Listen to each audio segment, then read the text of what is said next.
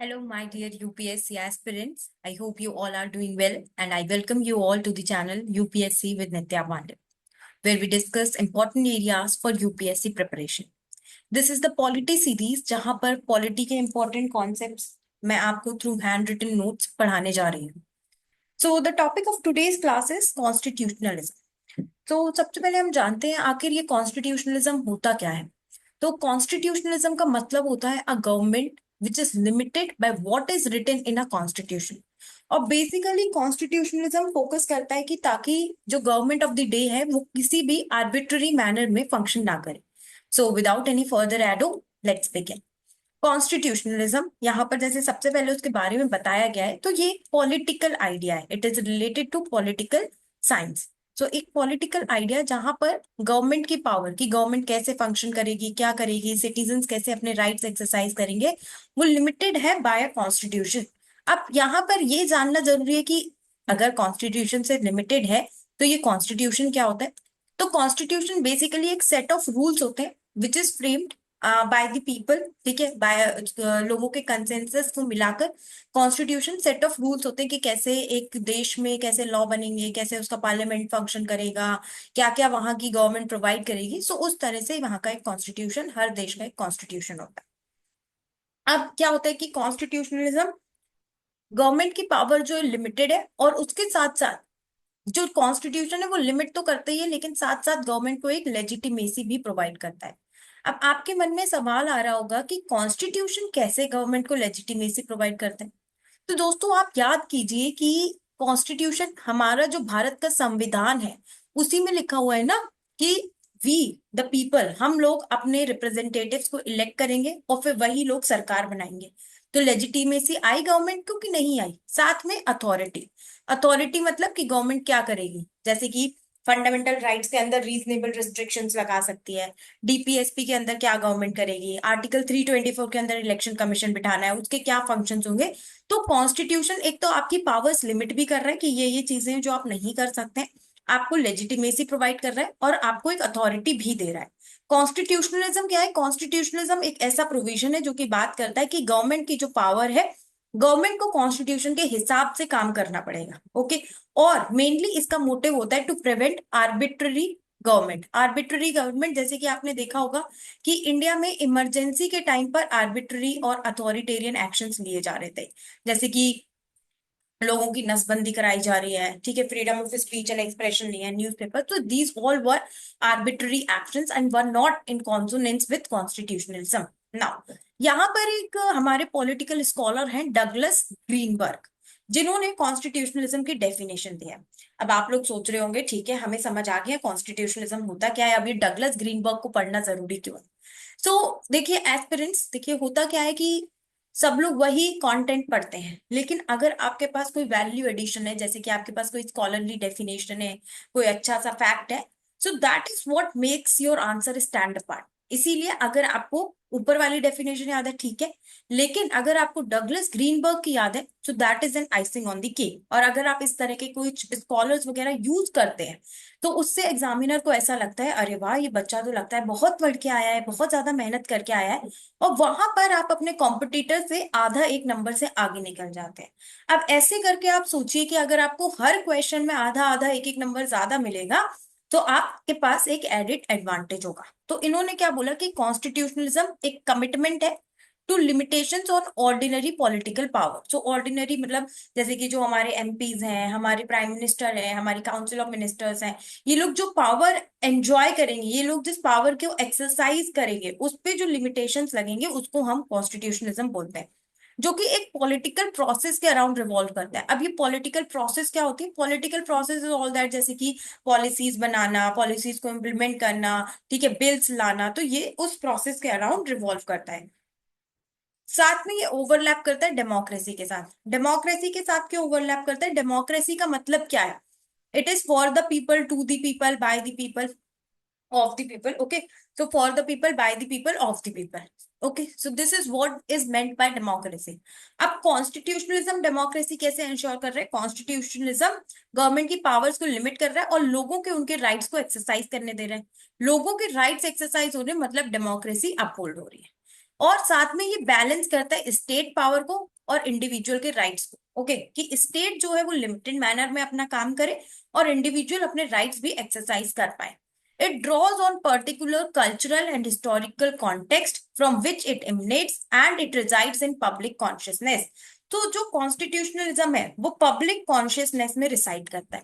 अब आपके मन में सवाल आ रहा होगा कि भाई ये कॉन्स्टिट्यूशनलिज्म पब्लिक कॉन्शियसनेस में कैसे रिसाइड करता है और ये पब्लिक कॉन्शियसनेस होती क्या है।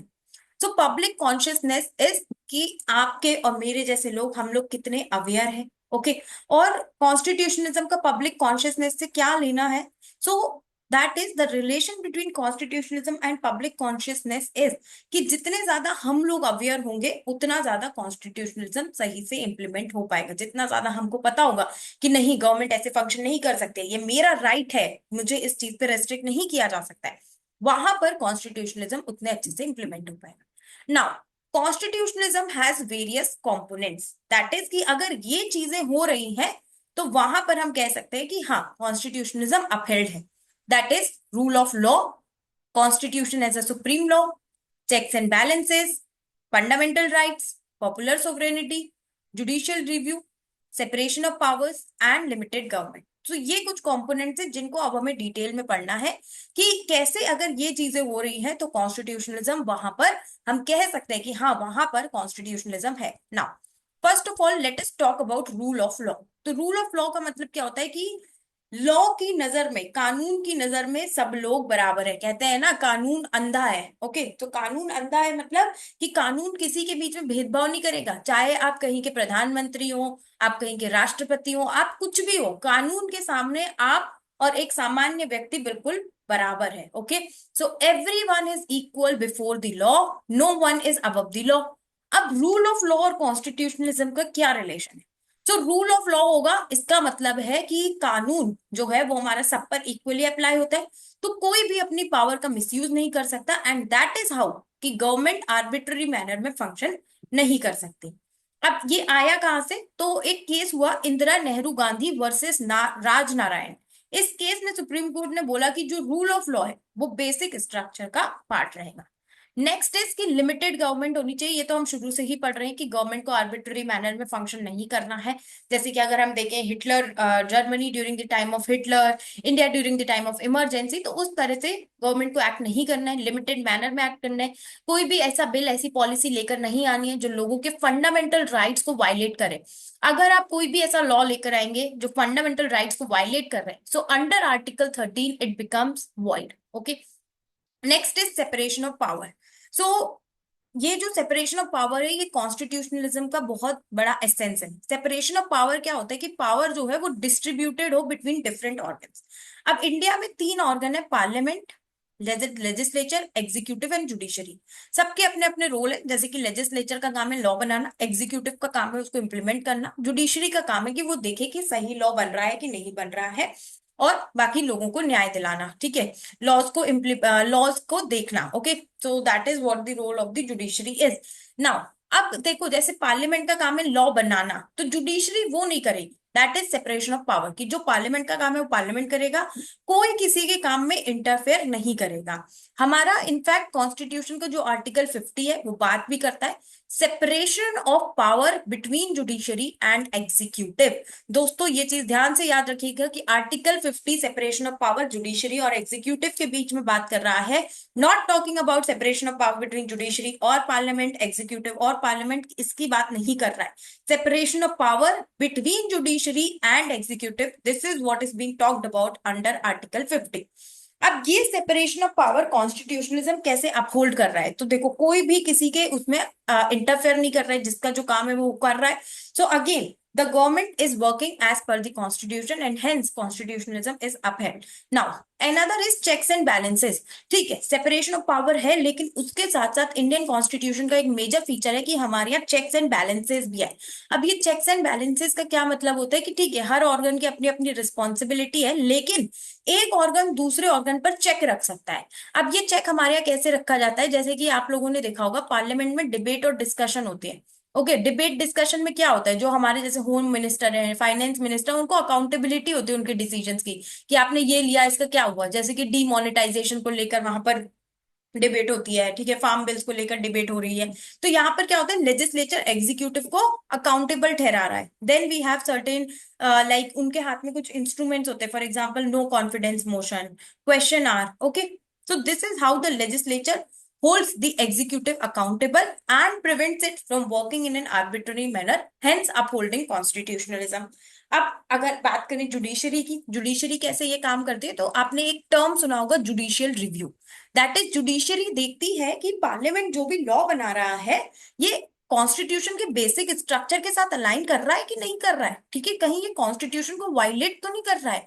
So that is what we mean by judicial review. जैसे यहाँ पर लिखा हुआ है, judiciary authority to strike down laws pass by parliament if they are found to be unconstitutional.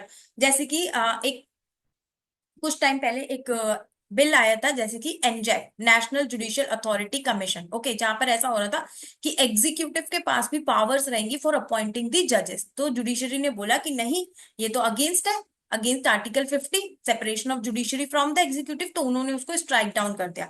तो judiciary has the power to see whether कि आप लोग बिल्स आपके सही से बन रहे हैं, एग्जीक्यूटिव ठीक से काम कर रहा है कि नहीं कर रहा है। अगर नहीं काम कर रहा है तो जुडिशरी उसको बोल सकती है कि आप ये काम ठीक से कीजिए, ये काम आपने अभी तक नहीं किया। जैसे कि आप लोग न्यूज़पेपर में पढ़ते होंगे कि जुडिशरी एनजीटी वगैरह को बार बार बोलते रहते हैं कि ये काम करो, यहाँ पर नेशनल ट्रिब्यूनल, यहाँ पर आपने ये नहीं देखा है, तो उस तरह से होता है। Now constitution, next component is constitution as a supreme law. तो जिस भी कंट्री में आप कॉन्स्टिट्यूशनलिज्म अगर आप फॉलो कर रहे हो, तो वहां पर आपको कॉन्स्टिट्यूशन जो है supreme law of the land रहेगा, जो कि Minerva mills versus union of India case में भी कहा गया था। ये वाला पेज रिपीट हो गया है। देन जुडिशियल रिव्यू होगा, तो ये मैंने आप लोगों को ऑलरेडी बता दिया है। देन वहां पर फंडामेंटल राइट्स होने चाहिए, लोगों के पास सर्टेन राइट्स होने चाहिए, जैसे कि right to freedom of speech and expression, वो लोग अपना धर्म फॉलो कर सके, so right to freedom of religion, cultural educational rights, तो इस तरह के राइट्स होने चाहिए जो कि ओवरऑल पर्सनालिटी डेवलपमेंट में हेल्प करे लोगों के। तो जैसे कि हमारे इंडियन कॉन्स्टिट्यूशन में आर्टिकल 12 से लेके 35 तक फंडामेंटल राइट्स दिए गए हैं। Then popular sovereignty, popular sovereignty का मतलब होता है कि जो अल्टीमेट पावर है वो लोगों के हाथ में होगी। तो इंडिया में कैसे है, जैसे कि हर 5 साल में इलेक्शन होते हैं, हम खुद अपने रिप्रेजेंटेटिव्स इलेक्ट करते हैं, पंचायत के इलेक्शन होते हैं, स्टेट लेजिस्लेचर के इलेक्शन होते हैं। इसके अलावा government is taking various other measures, जैसे कि governance portal, grievance redressal mechanism. तो इन सब चीजों से जो पॉपुलर सोवरेनिटी है वो अल्टीमेटली लोगों के हाथ में होती है। Then now we have to talk about categories of constitutionalism. तो कॉन्स्टिट्यूशनलिज्म देखिए दोस्तों, दो तरीके का होता है, ओके, दो तरीके का कॉन्स्टिट्यूशनलिज्म होता है, one is positive and another is negative. अब ये क्या होता है भाई, तो पॉजिटिव कॉन्स्टिट्यूशनलिज्म में क्या होता है कि गवर्नमेंट का ना प्रोएक्टिव रोल होता है, ओके, प्रोएक्टिव मतलब कि गवर्नमेंट एक तरह से प्रमोशन कर रही है ऑफ कॉन्स्टिट्यूशनलिज्म, ओके, गवर्नमेंट चाहती है कि हाँ हमारी कंट्री में कॉन्स्टिट्यूशनलिज्म रहे और उसके लिए कुछ स्टेप्स लेती है। स्टेप्स क्या हो सकते हैं, जैसे कि आपका अफर्मेटिव एक्शन हो सकता है, जैसे कि अभी मैंने आपको बताया कि गवर्नेंस, कुछ डिफरेंट डिफरेंट पोर्टल्स होते हैं, फॉर एग्जांपल जैसे आपने आईआरसीटीसी में देखा होगा, वहां पर लिखा रहता है कि अगर ये चीज नहीं हो रही है तो आप यहाँ पे कॉल कर लीजिए, okay. So that is how की गवर्नमेंट चाहती है कि हाँ हम रूल ऑफ लॉ के हिसाब से काम करें, हमारे यहाँ सेपरेशन ऑफ पावर है एक्सेट्रा। तो उसके लिए एक्टिव मेजर्स लिए जाते हैं। इसका जैसे एक एग्जाम्पल हो सकता है article 39 of the Indian constitution.